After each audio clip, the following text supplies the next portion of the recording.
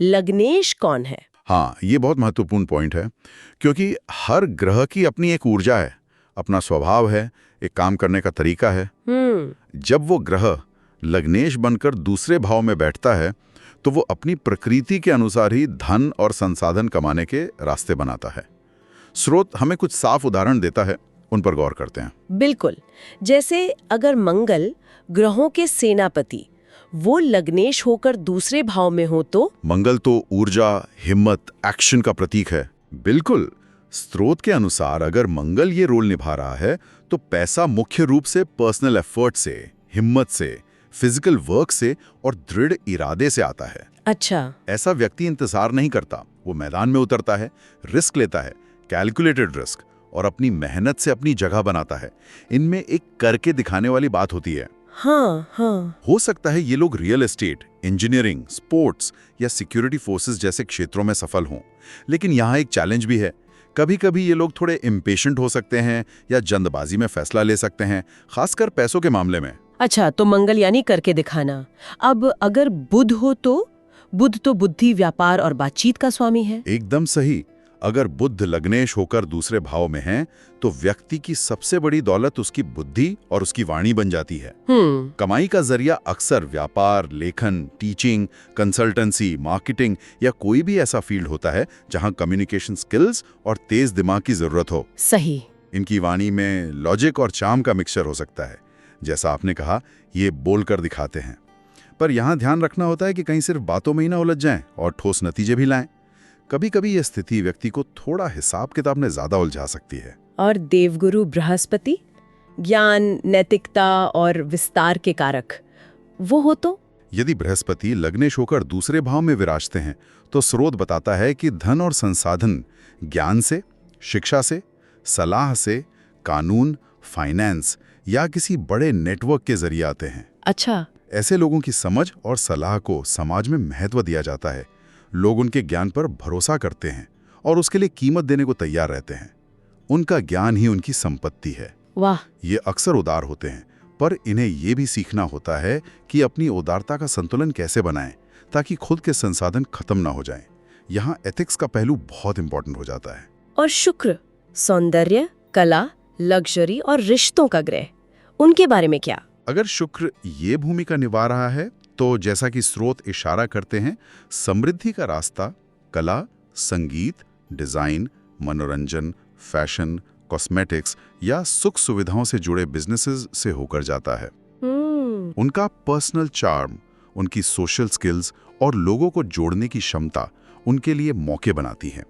ये ब्यूटी और कंफर्ट को महत्व देते हैं और अक्सर इसी से जुड़े क्षेत्रों में पैसा कमाते हैं। सही। यहाँ चुनौती ये हो सकती है कि व्यक्ति कहीं फिजिकल कंफर्ट्स पर बहुत ज्यादा डिपेंड ना हो जाए और अपनी सेल्फ वर्थ को सिर्फ बाहरी चमक दमक से ना जोड़े। अब आते हैं शनि पर।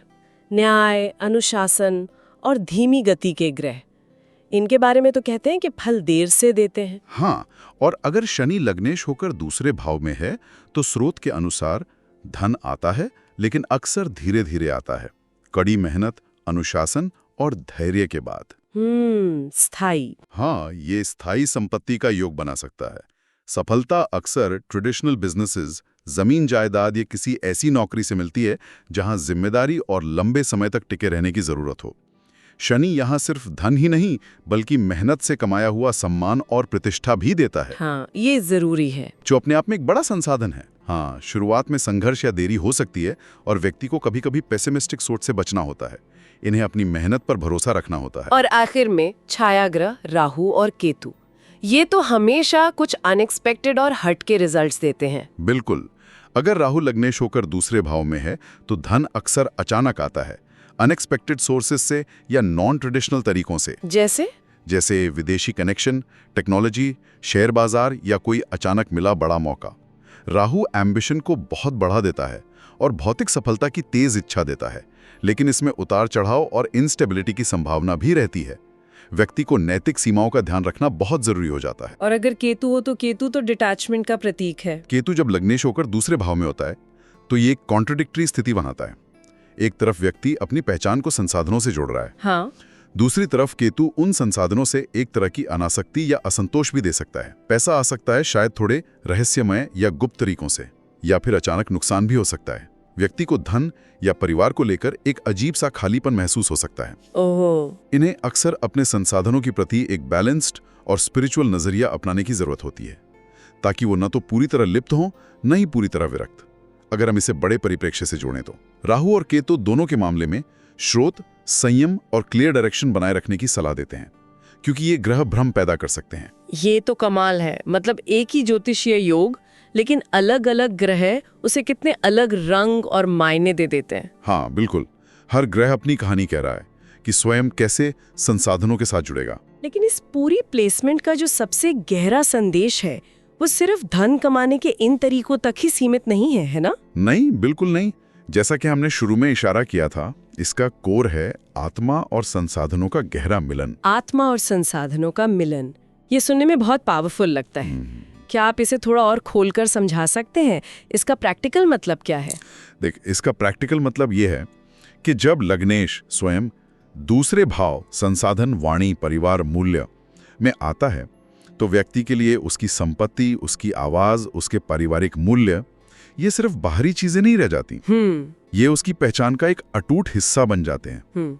जैसे पैसा सिर्फ जरूरत पूरी करने का साधन नहीं रहता, वो व्यक्ति के सेल्फ एस्टीम, उसकी अपनी नजर में अपनी कीमत, सेल्फ वर्थ का पैमाना बन सकता है। अच्छा। व्यक्ति अपनी पहचान और अपनी काबिलियत को अक्सर इस बात से आंकने लगता है कि उसने कितने संसाधन कमाए हैं, या उसके पारिवारिक मूल्य कितने मजबूत हैं, या उसकी वाणी कितनी प्रभावशाली है। तो इसका मतलब ये हुआ कि व्यक्ति जो अंदर से है, उसका कोर नेचर, उसकी आत्मा, वो उसके बाहरी संसाधनों में झलकने लगती है। हाँ। यानी उसकी कमाई का तरीका, उसके बोलने का लहजा, उसके पारिवारिक रिश्ते, ये सब उसके असली व्यक्तित्व का आईना बन जाते हैं। बिल्कुल सही कहा। आप कह सकते हैं कि दूसरा भाव एक कैनवस बन जाता है, जिस पर पहले भाव का स्वामी यानी व्यक्ति खुद अपनी तस्वीर बनाता है।